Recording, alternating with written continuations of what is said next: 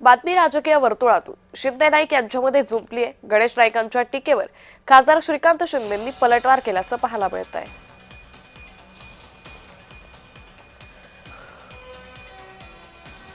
एखाद्या शाळेकरता रुग्णालयाकरता ते पण दिले गेले नाहीत।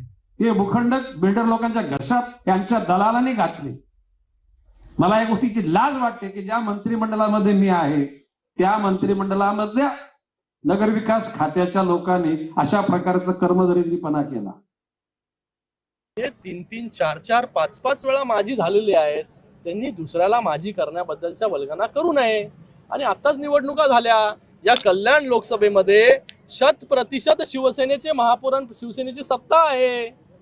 तर तुम्ही जे आहे हे मला घाबरायचं काम जे आहे ते या ठिकाणी करू नका। बहुत लोग आए, बहुत लोग चले गए। तुम्हाला जर आजमायचं असेल या कल्याण लोकसभेमध्ये तर 2029 मध्ये जो आहे हा या ठिकाणी या स्वागत आहे। 2029 मध्ये डॉक्टर श्रीकांत शिंदेच्या समोर आपण उभे राहा, तर तुम्हाला कळून जाईल।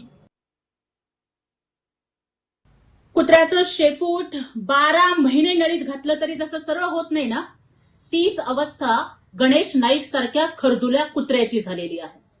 वारंवार फक्त एकनाथ शिंदे साहेब, डॉक्टर श्रीकांत शिंदे साहेब यांच्यावरती टीका करायची, याच्याशिवाय गणेश नाईकला दुसरा कुठला उद्योग धंदा राहिला नाही। गणेश नाईक आता तरी बाज या, नाहीतर नवी मुंबईत येऊन बाजार उठवला जाईल। गणेश नाईकांना स्मृतिभ्रंश झालाय। खासदार डॉक्टर श्रीकांत शिंदे यांनी टोला लगावलाय। नाईकांच्या लोकप्रियतेच्या दिव्यातील तेल संपलं, खासदार नरेश म्हस्के यांनीही सुनावलंय।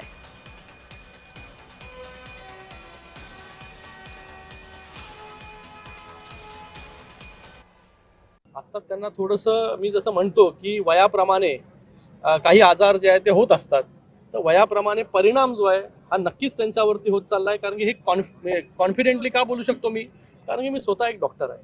त्यांची डायग्नोसिस मला वाटतं त्यांना स्मृतिभ्रंश, ज्याला इंग्लिशमध्ये डिमेन्शिया असं म्हणतात, त्याच्यामध्ये माणूस विसरतो, मागे झालेल्या इतिहासामध्ये झालेल्या गोष्टी विसरतो, तो थोडा चिडचिड करतो, त्याच्यानंतर त्याची दिशाभूल जी आहे ती लगेच होऊ शकते, व्यक्तिमत्वामध्ये बदल घडतो।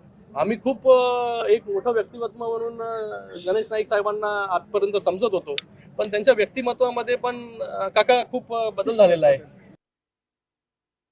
गणेश नाईक यांच्या लोकप्रियतेच्या दिव्यातलं तेल संपलंय।